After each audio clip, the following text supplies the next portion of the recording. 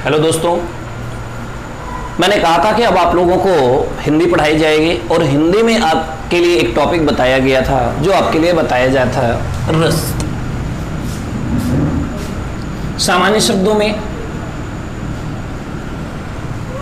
हम लोग अपने यहाँ जो इलाहाबादी या अवधी लोग हैं रस का मतलब शरबत समझते हैं, तो बिल्कुल यही मान के चलिए कि आज आपको शरबत ही पिलाया जाएगा और आपको जब आप पियोगे तो निश्चित रूप से अच्छा लगेगा और आपको मिलेगा आनंद। क्या मिलेगा? आनंद। एक चीज ध्यान रखें, यही इसका अर्थ भी है। मतलब रस का शाब्दिक अर्थ क्या होता है? आनंद।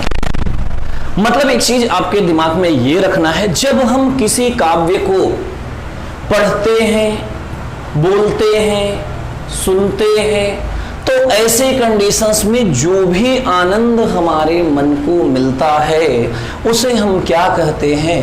रस कहते हैं। जैसे ऐसे देख लीजिए ध्यान से, हे खग हे मृग मधुकर श्रेणी, तुम देखी सीता मृग नैनी।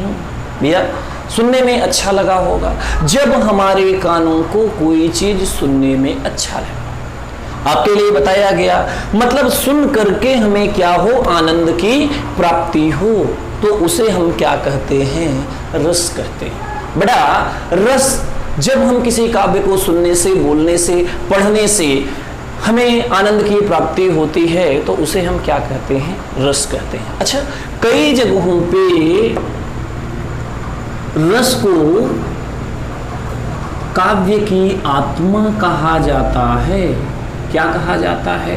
काव्य की आत्मा। मतलब अगर किसी चीज को पढ़ने में आपका मन ही न लगे किसी काव्य को, तो वो काव्य अच्छा ही नहीं लगता है, इसीलिए काव्य की आत्मा इसे कहा जाता है। ठीक बेटा, अब आप पे कुछ इंपॉर्टेंट पॉइंट की तरफ चलते हैं। तो जहां पर रसों की बात करते हैं बेटा, जो भी चीजें इससे फैक्ट्स में पूछी गई हैं तो इसके बारे में हम एक एक चीज करके लेते हैं। अब जहां पर हम रसों की चर्चा की बात करते हैं तो रस की चर्चा सबसे पहले जहां पे हुई है वह हुई है ऋग्वेद में, और भैया आगे चल करके सामवेद तक आते आते संगीत का जनक भी उसे कहा जाता है। तो ये तो आपको छोटी छोटी बातें आपको पता ही होगी। अब जहां पे रसों के भाग की बात करते हैं तो रस, बहुत सारे क्वेश्चंस ये पूछे जाते हैं, तो रस की संख्या अगर पूछ ली जाए तो रस की संख्या होती है 9, या कई बार आपको मिलता है नवरस। बेटा यहाँ पे श्रृंगार रस के 2 भाग और भी होते हैं, जिसे भक्ति रस और वात्सल्य रस। अभी हम सबके बारे में धीरे धीरे वर्णन करेंगे, सबको लिखते भी जाएंगे तो आपके लिए कहा जाए। अच्छा, एक ऋषि थे भरत मुनि। कौन थे? भरत मुनि। अच्छा, भरत मुनि जी जो थे, इन्होंने एक पुस्तक लिखी थी नाट्य शास्त्र। कौन सी थी? नाट्य शास्त्र। इस पुस्तक के बारे में बहुत बार पूछा गया है कि भरत मुनि की पुस्तक कौन सी है? नाट्य शास्त्र। या नाट्य शास्त्र के लेखक कौन से हैं? भरत मुनि। अच्छा, इन्होंने क्या किया? इन्होंने सबसे पहले जो था वह रसों की पुस्तक, रसों के बारे में चर्चा किया नाट्य शास्त्र में, और इन्होंने कहा कि रसों की संख्या होती है 8। मतलब एक चीज दिमाग में रखे, अगर भरत मुनि के आधार पर या नाट्य शास्त्र के आधार पर पूछा जाए रसों की संख्या कितनी होती है तो वो होती है 8। अच्छा, इन्होंने जो शांत रस है इसको रस ही नहीं माना था। इन्होंने कहा था ये कोई रस ही नहीं होता। अच्छा, ऐसे समझ लें, आपके याद करने के लिए, आपको याद करने के लिए कभी भी ये चीज दिमाग में नहीं जाएगा, दिमाग से बिल्कुल नहीं हटेगा, दिमाग में बना रहेगा। कैसे? ऐसे देखिए ध्यान से, एक व्यक्ति है, या सीरियल देख रहे हो, नाटक देख रहे हो ना, सीरियल देखते हो आप लोग, नाटक देखते हो। अभी तो बहुत सारे नाटक देखा आप लोगों ने, रामायण देख लिया, महाभारत देख लिया, पुराने सारे सीरियल, इसमें विष्णु पुराण आ रहा है उसे आप देख रहे हो, है ना। तो कृष्णा भी आ रहा है उसे भी देख रहे हो। अब ऐसा कोई कैरेक्टर हो, मान लो बीच में आए आपके स्टेज पे, किसी भी शो में आना शुरू करे, लेकिन वो क्या करे कि बिल्कुल शांत रहे, क्या करे, शांत रहे, कुछ बोले ही ना, आए और चला जाए, आए और चला जाए, तो अच्छा लगेगा? नहीं लगेगा। इसीलिए इन्होंने क्या किया, भरत मुनि ने शांत रस को रस ही नहीं माना और रसों की संख्या कितनी कर दी? 8। ठीक बेटा। अब एक रस है श्रृंगार रस, ये भी कई बार पूछा गया है। अच्छा हाँ, जहां पे आपको शब्दों की शुद्धता पढ़ाई गई है, शायद आपको याद होगा, वहां पे ये श्रृंगार लिखना कई बार हर एग्जाम में 99% ये शब्द दिया जाता है। श्रृंगार का शुद्ध रूप कौन सा है? 4 ऑप्शन दिए जाते हैं जिसमें एक ये रहता है, ये सही है। तो श्रृंगार शब्द जो है, श्रृंगार रस जो है, इसको रस राज के नाम से जाना जाता है। ऐसा इसलिए भी क्योंकि इसी रस से आपके बहुत सारे अन्य रसों की उत्पत्ति हुई है ना बेटा। तो इसे रस राज किस लिए? रसों का राजा कहा जाता है।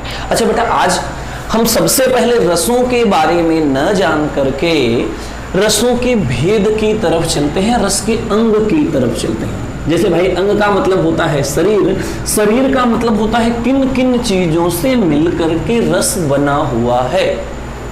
तो भैया ऐसे देखो ध्यान से, हर एक चीज के बारे में आज डीपली अध्ययन करेंगे, क्योंकि बेटा इस वीडियो को देखने के बाद हम गारंटी लेते हैं कि आपको कभी भी रस में तो कोई समस्या नहीं बचेगी। ठीक, अब वही चीजें आपको देखना है, देखते चले ध्यान से, सारी की सारी चीजें आपकी समस्या को समाप्त किया जाएगा। अब देखिए ध्यान से, ठीक, जहां पे रस के अंग की बात करते हैं, यहां पे क्या दिया गया, ये रस है और ये सब है रस के अंग। बेटा आराम से अगर हो सके तो ये पूरा चार्ट बना लेना, आपके लिए हमेशा काम देगा। छोटे छोटे शब्दों में बहुत बड़ी बड़ी चीजें आपको बताने वाले हैं। यहाँ पे रस के अंग में सबसे पहला भाग है स्थायी भाव। एक एक को डिस्कस भी करते चले। स्थायी भाव क्या होता है? स्थायी भाव वह है जो रस, जब स्थायी भाव जागृत होता है तभी रस जागृत होता है। या ऐसे मान के चलो कि क्या कोई व्यक्ति हमेशा हंसता रहता है? नहीं, जब उसके ऊपर वैसी स्थिति आए तभी वो हंसता है। नहीं तो पता चला कि किसी दुख के समय में जाए और वो वहां पे हंसना शुरू कर दे तो उसे क्या माना जाएगा? पागल माना जाएगा। या ऐसा मान के चलो कि किसी हंसने की जगह पे जाए, किसी कॉमेडी फिल्म को देख करके कोई रोने लगे तो वहां पे क्या हो जाएगा? उसे पागल माना जाएगा या डर जाए। मतलब जैसी स्थिति हो वैसा ही स्थायी भाव जागृत होना। कहने का मतलब यह है, स्थायी भाव एक प्रकार के ऐसे भाव होते हैं जो हर व्यक्ति के, मनुष्य के हृदय में पहले से होते हैं, लेकिन जैसा समय होता है वैसे समय पर वह जागृत होते हैं। कहने का मतलब ऐसे एक लाइन में लिखें, प्रत्येक व्यक्ति के हृदय में पहले से होते हैं जो निश्चित समय पर जागृत होते हैं। निश्चित समय पर जागृत होते हैं, मतलब अगर इसे जागने की अवस्था है तो वो जागेंगे, अगर नहीं है तो नहीं होंगे। मतलब अगर आपको कोई गाली देगा तभी आपको गुस्सा आएगा, अगर कहीं पे ऐसी गोलियां चल रही उधर से आपको गुजरना पड़ जाए तभी आपको डर लगेगा, कोई आपको प्यार से बुलाए या मम्मी पापा प्यार से बुलाए तो प्रेम नहीं आएगा। मतलब ऐसी कंडीशन, जैसी अवस्था हो वैसे अवस्था में जागृत होता है। स्थायी भाव की हम बात करते हैं, ठीक है बेटा। स्थायी भाव जो होते हैं बेटा, ये इसके बारे में बताएगा। अच्छा एक चीज और करते हैं, स्थायी भाव, प्रत्येक रस का एक स्थायी भाव होता है जो आपसे पूछा भी जाता है। तो प्रत्येक रस का स्थायी भाव होता है। तो आपके लिए रसों की संख्या कितनी बताई गई थी? 9। अच्छा हाँ, कुछ बच्चे कहते हैं या कुछ किताबों में दिया गया है कि रसों की संख्या 11 है, लेकिन बेटा स्थायी भाव तब भी उनके उन्हीं 9 में से ही आते हैं, इसीलिए रसों की संख्या 9 ही मानी जाती है। बाकी अन्य रस जिसके बारे में भी चर्चा किया जाता है वो इसी के भाग मान लिए जाते हैं।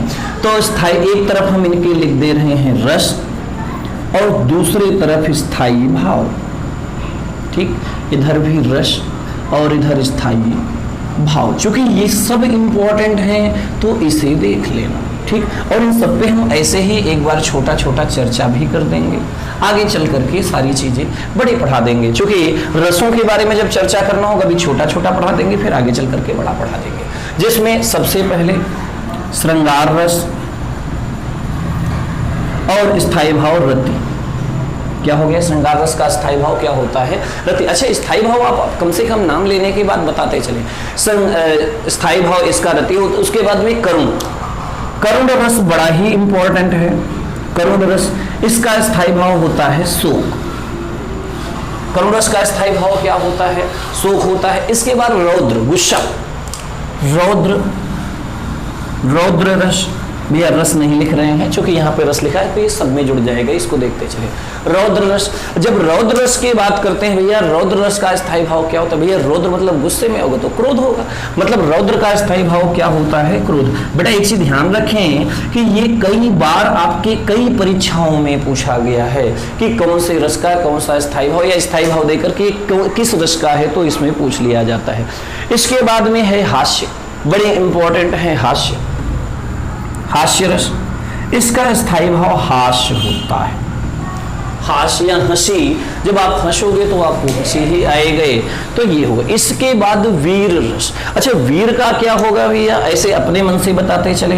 वीर रस, वीर रस का स्थायी भाव क्या होता है? उत्साह। मतलब जब आपके मन में उत्साह होगा तो वह कौन सा रस होगा? वीर रस होगा। आगे आपके लिए दिया गया अद्भुत, अद्भुत रस। अच्छा, अद्भुत का मतलब क्या होगा? ये कई बार आपसे पूछा जाता है। अद्भुत के लिए जहां पे हो गया, ये आश्चर्य होता है या विस्मय, जिसे हम भूल जाना कहते हैं, इतना आश्चर्य हो जाए, तो यहाँ पे आश्चर्य भी होता है। या तो आश्चर्य आपको लिखा मिल जाएगा और या तो मिल जाएगा विस्मय, ठीक। अब ये आपके हो गए 6, 3 और बचे। अद्भुत, आश्चर्य के बाद में बेटा एक और भी इसके बाद में मिलता है विभत्स। ये बड़ा ही खतरनाक है, विभत्स। जब आप कभी ऐसी कंडीशंस देखो कि किसी का एक्सीडेंट हुआ है ना, ऐसा एक्सीडेंट कि हाथ पैर टूट जाए, जहां पे हड्डी, मांस, ब्लड मतलब खून, रक्त, इन सब का वर्णन किया गया हो, वो भी बुरी तरह से, तो वहां पर विभत्स होता। विभत्स का जो स्थायी भाव होता है, इसका मतलब होता है ग्लानि। मतलब जब किसी भी चीज को देख करके आपके मन में ग्लानि हो जाए, घृणा हो जाए, तो वहां पे क्या होता है? विभत्स। जहां पे आपको ग्लानि भी मिल सकता है और इसके जगह पर जुगुप्सा भी लिखा हुआ मिल सकता है, तो विभत्स का क्या हुआ? ग्लानि या जुगुप्सा। इसके बाद में आपको मिल सकता है भक्ति रस, या भक्ति से पहले शांति लिख दो, या शांत रस। शांत रस, इसका होता है निर्वेद। तो आपके पास में 6, 2, 8 हो गए। अब इसके बाद में अद्भुत हो चुका है, हाँ हो चुका है, विभत्स हो चुका है, शांत हो चुका है। इसके बाद में भयानक रस अभी आपका नहीं हुआ है। भयानक रस, भयानक भय से दिया, जब आपको डर लगेगा तभी तो भयानक लगेगा। और आगे आपके लिए भक्ति और वात्सल्य, भक्ति और वात्सल्य। बेटा इनके बारे में हम एक एक करके चर्चा करेंगे, लेकिन अभी रुक करके, है ना। अब भक्ति के लिए जहां पे करते हैं, भक्ति में जो होता है यह ईश्वर को लेकर के, ईश्वर विषयक रति, रति माने प्रेम, यही रति यहाँ पे भी था, याद करिए। यहाँ पे वात्सल्य, वात्सल्य का मतलब होता है प्रेम या रति, लेकिन यहाँ पे रति, यहाँ पर भी रति, यहाँ पर भी रति, यहाँ पर भी, लेकिन तीनों में अंतर है। अब ये अंतर क्या है ऐसे देखें। जब भी श्रृंगार की बात कही जाएगी और रति की बात कही जाएगी तो नायक और नायिका के प्रेम को दर्शाया जाएगा। मतलब फिल्मी हीरो के हीरोइन के साथ में, राम का सीता के साथ में, लक्ष्मण का उर्मिला के साथ में, राधा का कृष्ण के साथ में और शंकर का पार्वती के साथ में अगर दिखाया जाता है तो वो होता है श्रृंगार रस। मतलब किसी भी नायक का अगर नायिका के साथ में दिखाया जाता है तो वो श्रृंगार रस के। लेकिन अगर किसी भक्त का भगवान के प्रति हो तो वो ईश्वर विषयक रति होती है। ठीक, इन दोनों को छोड़कर किसी का भी किसी से प्रेम हो, चाहे शिष्य का गुरु से, पिता का बेटे से, माता का बेटे से, भाई का बहन से, मित्र का मित्र से, मतलब अन्य किसी भी प्रकार के प्रेम को बोला जाता है वात्सल्य। जहां पे सबसे ज्यादा वात्सल्य को लेकर के अगर दिया जाता है तो माता और बेटे का। और एक चीज आपके दिमाग में रखना है बेटा, वात्सल्य रस सम्राट,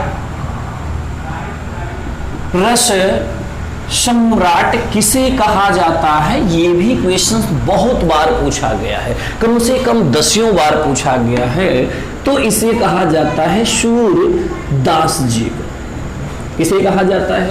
सूरदास जी को। अच्छा, सूरदास जी को इसलिए क्योंकि सूर सागर, इनकी पुस्तक का नाम सब लोगों ने सुना होगा, सबसे अच्छा है इनकी पुस्तक।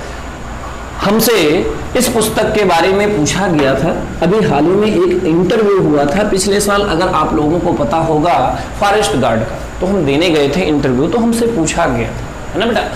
तो वहां पे ये पूछा गया था, रनिंग में हम नहीं गए थे भैया, है ना।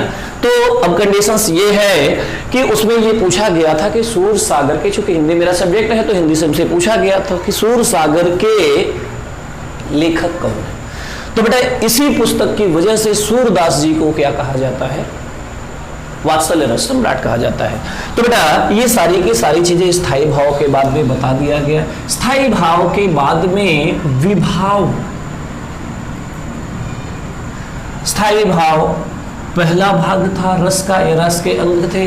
विभाव, इसके बाद में अनुभाव और उसके बाद में संचारी भाव।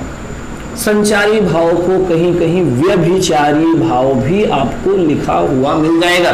ठीक, तो एक चीज ध्यान रखें, कई बार आपके कई प्रश्नों में पूछा जाता है कि एक क्वेश्चंस के रस के अंग कितने हैं, तो रस के 4 अंग हैं। पहला स्थायी भाव, दूसरा विभाव, तीसरा अनुभाव, चौथा संचारी भाव।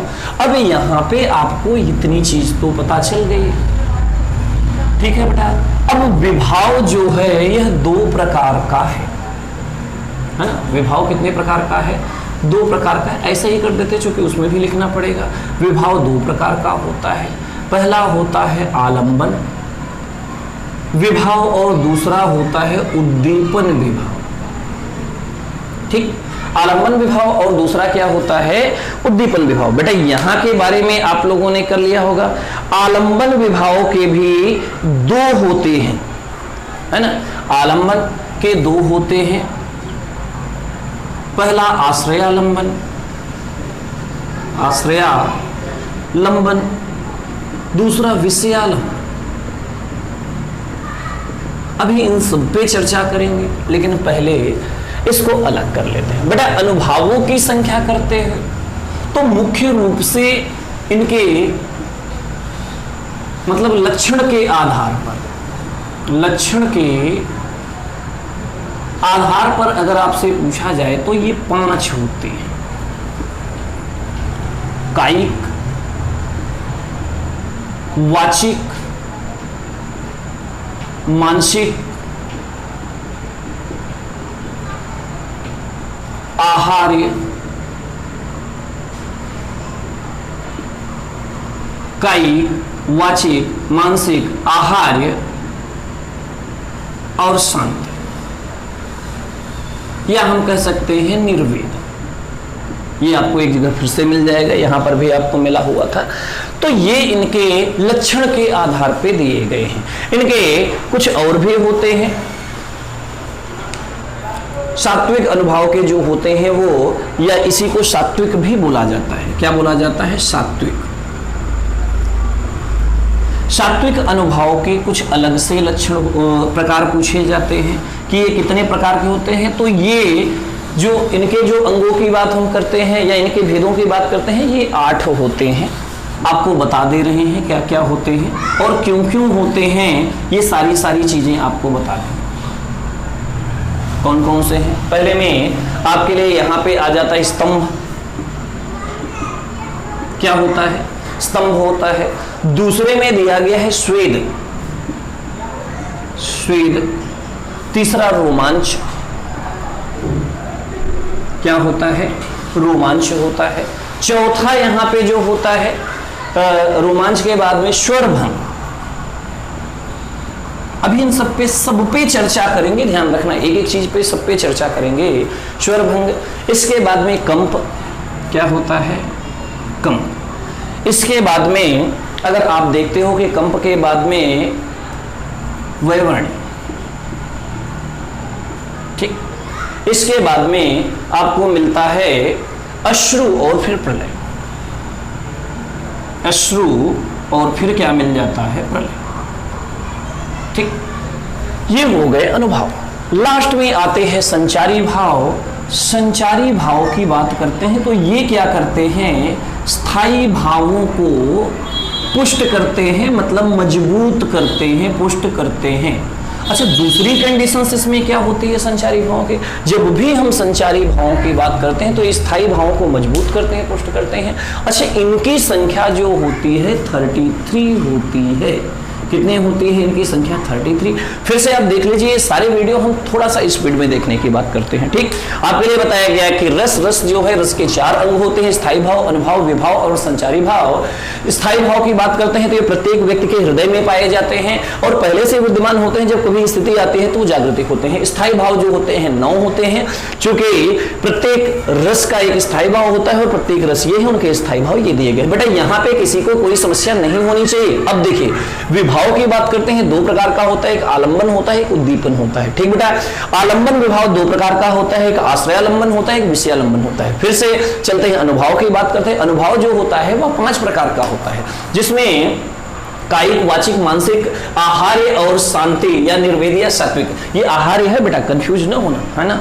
थोड़ी सी राइटिंग हमारी बहुत अच्छी नहीं है। हाँ, और एक दूसरी चीज ये भी है, शुरुआत से बच्चों को एक शिकायत रहती थी। जो बच्चे पीछे बैठते थे, जब 400-500 बच्चे बैठते थे तो हमेशा पीछे से शिकायत करते थे, सर जी थोड़ा बड़ा लिखा करो।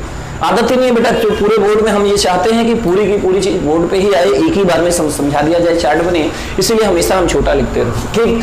तो अब यहाँ पे ये बताया गया, शांति, निर्वेद या सात्विक जो होते हैं उसके 8 भेद हैं, जिसमें ये आपके लिए दिए गए हैं 8 भेद। तो हमें नहीं लगता कि यहाँ पे अब किसी बच्चे को कोई समस्या होगी। और लास्ट में बताया गया कि संचारी भाव जो होता है या व्यभिचारी भाव जो होता है, इनकी टोटल संख्या जो होती है वह 33 होती है। स्थायी भाव के पुष्ट करते हैं, इसमें एक एक होते हैं, रोमांच, हंसते और क्या कहते हैं, यहाँ पे जो छोटी छोटी चीजें होती है, लज्जा, शंका, असूया, अमर्ष। अमर्ष जो होता है ये कई बार आपके पूछा गया था कि अमर्ष क्या है। सबसे पहली चीज तो यही पूछ लिया जाता है कि अमर्ष क्या है। अमर्ष स्थायी भाव, संचारी भाव है। और आपके वीडियो के एग्जाम में, इसी बार के एग्जाम में पूछा गया था अमर्ष क्या है। अमर्ष जो होता है वो संचारी भाव। अच्छा, अमर्ष का मतलब ये होता है जैसे आपके साथ कोई बुरा करे और कई बार आप उसका विरोध नहीं कर पाते, सह लेते हो, तो उसी सहने को क्या बोला जाता है? अमर्ष बोला जाता है। तो बेटा ये छोटी छोटी चीजें हम आपको बता रहे हैं, इन चीजों पे ध्यान रखें। अच्छा, अब इन सबकी जरूरत कैसे पड़ती है, आप अपने दैनिक जीवन में इनका प्रयोग कैसे करते हो, इन्हें समझने की कोशिश करें कि कैसे हम इन्हें जोड़ सकते हैं। बेटा आप लोगों में से बहुत सारे बच्चे, हम एक ऐसे एग्जाम्पल को लेते हैं कि जैसे कोई बाहर बच्चा बाहर रह करके पढ़ रहा है। सीरियस ना हो जाना, हमने जब क्लास में जब हम कभी पढ़ाते थे तो बच्चे रोने भी लगते थे, ऐसे सीरियस, क्योंकि एग्जाम का समय होता था। और एग्जाम के समय में जो बच्चे बाहर होते हैं ना और घर पे लगातार मेहनत कर रहे होते हैं, पढ़ाई कर रहे होते हैं, तो वैसे ही मान के चले जो सुपर टेट और टेट वाले हैं, भैया जान लगा दो यहाँ पे, है ना। और आपके लिए ही ये सारा टॉपिक पढ़ाया जा रहा है, क्योंकि हम चाहते हैं कि हमारे टेट वाले सारे बच्चे सिलेक्ट हो करके दिखाएं, ठीक। और जो भी बच्चे यूपीएसआई या यूपी पुलिस के बारे में सोच रहे भैया थोड़ा सा लेट जरूर होगा, लेकिन एसआई की वैकेंसी आएगी जरूर, आपके लिए 100% इंपॉर्टेंट है, ठीक। अब देखिए ध्यान से, यहाँ पे इस टाइम हमने मान लिया कि एक कोई बच्चा है, हम किसी एक रस के बारे में कर रहे हैं और रस में हमने उठा लिया वात्सल्य रस। वात्सल्य रस में बच्चा है, माँ और बेटे के बारे में देख रहे हैं। देखिए ध्यान से, एक बच्चा है, वो घर के बाहर रह करके पढ़ाई कर रहा है, ठीक, स्थिति को समझे ध्यान से। स्थिति है ये है कि घर के बाहर रह के पढ़ाई कर रहा है, 5-6 महीने हो गए हैं, लगातार एग्जाम नजदीक है और जिसकी वजह से वो घर नहीं जा पा रहा है, उसे मम्मी की याद आती है। जब मम्मी की याद आएगी तो क्या होगा, वात्सल्य रस होगा, है ना। मम्मी की याद आएगी तो क्या होगा, वो वात्सल्य रस होगा। अब ऐसी कंडीशंस में क्या होगा कि अब उसे देखिए, आलंबन क्या है, उद्दीपन क्या है, आश्रयालंबन क्या है, विषयालंबन क्या है, हर चीज को छोटा छोटा आपको समझा दिया जा रहा है। आलंबन का मतलब जैसे आप किसी भी चीज में आलंबित कर देते हो, किसी भी चीज में देख लेते हो। आलंबित का मतलब ये मान लिया, जैसे मोबाइल लिया है, मोबाइल में मम्मी की फोटो देख ली, ठीक बेटा। अब आलंबन विभाव की कंडीशंस। और उद्दीपन का मतलब ये है, मान लो घर में बैठ करके पढ़ रहा है, घर में बैठ करके वह बच्चा पढ़ रहा है और जाओ बेटा तुम, है ना, घर में बैठ करके बच्चा पढ़ रहा है ना। और ऐसी कंडीशंस में चूंकि मम्मी की याद उसे पहले से आ रही थी, जिस घर में रहता है, मान लो मकान मालिक रहते हैं, मकान मालिक के घर में एक साउंड चला या वीडियो चल रहा था, टीवी चल रही थी, जहां पे गाना आया, गाना ये आया, आओ बेटा,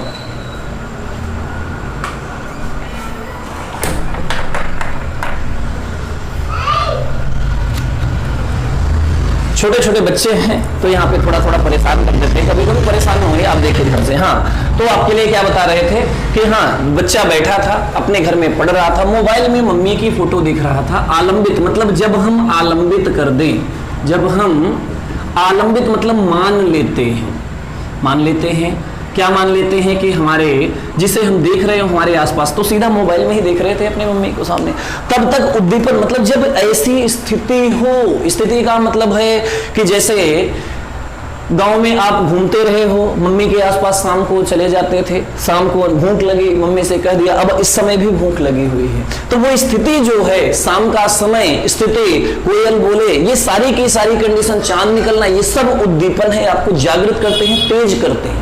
अब ऐसी कंडीशन, वो स्थितियां जो उद्दीपित करते हैं हमारे स्थायी भावों को, वो हमारे उद्दीपन। अब उद्दीपन में क्या हुआ, जहां पे आप थे मकान मालिक के घर में, टीवी चली, टीवी में आवाज आई कि तू कितनी अच्छी है, तू कितनी भोली है, प्यारी प्यारी है ओ मां। अब जैसे ही ये चीज आएगा, बच्चे को तुरंत उद्दीपित मतलब वात्सल्य रस को 100 गुना तेज कर देगा। कौन सा, ये उद्दीपन। एनी कंफर्मेशंस, अभी भी किसी को समस्या नहीं हुई होगी कि उद्दीपन क्या होता है। अब आलंबन 2 प्रकार के होते हैं। अब जैसे मान लीजिए आश्रयालंबन और विषयालंबन। आश्रयालंबन जिसे याद आया हो वह खुद आश्रय है। जैसे मान लीजिए कि एक लड़का है रोहित, जिसके बारे में ये सारी चर्चा चल रही है, तो रोहित है आश्रयालंबन, मतलब वह खुद आश्रय है। और विषयालंबन जिसके विषय में उसकी मां जिसकी याद आ रही है, वो है विषयालंबन। बेटा ये सारी चीजें, अब जब ये होगा तो इनकी जरूरत पड़ेगी, मतलब वह कैसा अनुभव करेगा। जैसे कायिक है, काया मतलब शरीर, उसके शरीर पर कैसा अनुभव होगा। भाई सिंपल सी बात है, मुंह लटक जाएगा, चेहरा बिल्कुल खिन्न हो जाएगा, वाचिक वाणी भी उसकी अच्छी नहीं रहेगी। मान लो कोई दोस्त पहुंचा, चलो रोहित चलते हैं घूमकर आते हैं, तो कह देगा नहीं यार जाने का मन नहीं है, ठीक, कुछ अच्छा नहीं लग रहा है। ऐसे परिस्थितियों में, ठीक, मानसिक मन में मतलब मन को कोई भी चीज अच्छी नहीं लगेगी। अब ऐसे में उनका दोस्त पता चला है पिज्जा भी लेके आए, कोल्ड ड्रिंक, चलो रोहित हम लोग लगाते हैं थोड़ा थोड़ा, तब भी वो कहेगा यार मन नहीं है। इसके बाद आहार, बेटा आहार को 99% बच्चे क्या करते हैं, भूख, लेकिन ये आहार जो है यह वेशभूषा है, मतलब कपड़ा। ध्यान रखें आहार का मतलब क्या होता है, कपड़ा। ये कई बार पूछा गया है एग्जाम में भी। तो उसे अब ऐसे समय पे कोई कपड़ा भी अच्छा नहीं कि पता चला कि पहन के कहीं चला जाए, मान लो इनका दोस्त बहुत जबरदस्ती करने में, तो वैसे ही जैसे थे, चलो यार ऐसे चलते हैं, ठीक। तो ये सारी चीजें। लेकिन अगर किसी व्यक्ति को मां के बजाय अन्य मित्र के लिए, किसी अन्य के जो भी प्रेम, इनके बजाय अगर ईश्वर से प्रेम हो जाए, तो वहां पर क्या होता है, ये सात्विक अनुभव। सात्विक का मतलब जब किसी को ऐसे मान के चले कि कोई भी ऐसा व्यक्ति जब उसे परमात्मा की प्राप्ति होने लगे, भैया मर जाए ऐसा न सोच लेना कि वो निपट गया। हाँ, कुछ लोग सोचते हैं परमात्मा की प्राप्ति तभी होती है जब निपट जाए, मतलब वह परमात्मा में लीन हो जाए। तब स्तंभ का मतलब होता है वह एक ही जगह स्तंभित हो जाता है, रुका रहता है। श्वेत मतलब पसीना निकलना, जब आप बिल्कुल एकदम फिक्स, रोमांच मतलब अचानक में आपको अच्छा लगना, बहुत अच्छा रोमांचित होकर ये काम कर रहे हैं, ठीक। स्वर्भंग का मतलब चुप हो जाना, ऐसी कंडीशन देख के बिल्कुल आपसे आवाज तक न निकले। कंप शरीर का कंपन होने लगे, अश्रु आंखों से आंसू निकले, प्रलय का मतलब विस्फोट हो जाए। ऐसी कंडीशंस अगर आपके पास आता है। वैवर्ण्य का मतलब जब आप किसी की विवरणहीनता या सामने पीला सा छा जाना, जब ऐसी कंडीशंस हो जाए तो उसे कहा जाता है। तो ये सारी चीजों के बारे में मतलब ऐसी कंडीशंस होगी, अगर उसे मम्मी पापा की या ऐसी कंडीशंस आती है तो ये सारी चीजें हो सकती है। अब संचारी भाव, भैया अगर उसे मम्मी की याद आ सकती तो वह रो सकता है, हाथ मल सकता है, ऐसी ऐसी कंडीशंस हो सकती है। अब जो भी व्यक्ति वर्णित करता है, बेटा अगर आप लोग थोड़ा सा अपर लेवल के टीजीटी, पीजीटी, जीआरएफ, नेट की तरफ पढ़ते हो तो कई बार आपके जब काव्य सुंदरता लिखने के लिए किसी कवि के बारे में बोला जाता है तो उसमें विभाव क्या है ये बोला जाता है। जैसे कोयल है, कूक है, ऐसी स्थिति है, इनके लक्षणों को बताया जाता है और संचारी भावों का भी वहां पे जिक्र किया जाता है।